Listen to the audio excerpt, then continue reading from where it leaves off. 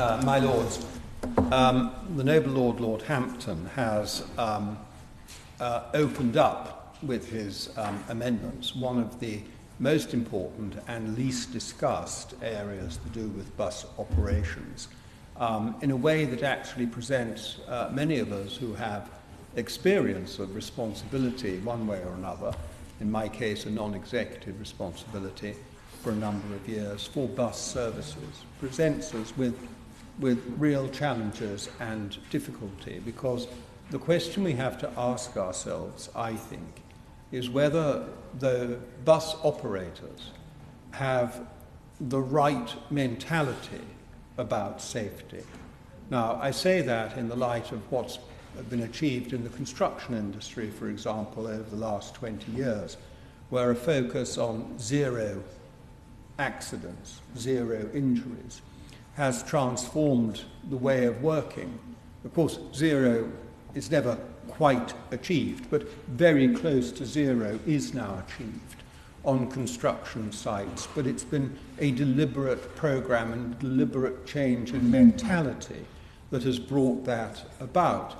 I think on the railways there is a strong focus on mentality, on that mentality. And I wonder if it exists in the buses. Are we, in fact, way out of date in our attitudes towards safety? I want to mention the fact that I've just become an officer of the newly reconstituted APPG on women in transport. And I want to mention it because of the relevance it has, is that many of these issues to do with safety are actually women's issues. There's the obvious question of violence against women and girls on buses, and the APPG is going to look at that. But there's the broader issue of safety in general. I don't have an up-to-date statistic, but it used to be the case quite a long, admittedly some years ago, that a very large percentage of women over the age of 65 presenting at A&E were there because they had suffered an injury inside a bus. Inside a bus, not a bus collision, but inside a bus. Because, very often, because of aggressive or inappropriate braking. On modern buses that, of course, have very sharp brakes, the safety regulators, of course, think, yes, we must have the sharpest and most modern brakes, just as you do on a motor car. But in a motor car, you're sitting down and strapped in. And on a bus, you're very frequently standing up, because buses are designed to carry standing passengers. And sharp braking results in people falling over. And very often, proportionally, that is elderly women who are falling over and are being injured. Do we take proper account of that? Are we recording it? Are we thinking actively about what we should do about it? The situation has not improved in the 20 years or so. I've been making this point about women, elderly women, inside buses. And then there is the question of the way, and this is very pertinent to this bill, the way in which franchise contracts operate. Now, my experience is somewhat out of date, but it is a London-based experience where franchising is used, and it is the London model which is, the basis for this bill to some extent. It is being rolled out elsewhere.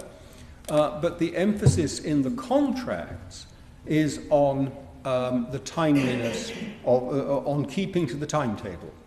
And that is very difficult in urban areas because of congestion and unpredictable events, including roadworks and so forth. So very often drivers are under pressure and have a clock. They're in direct communication, of course, with their control. They're under pressure to make up time because gaps in the service have arisen. And they can only do that by going faster and braking sharper.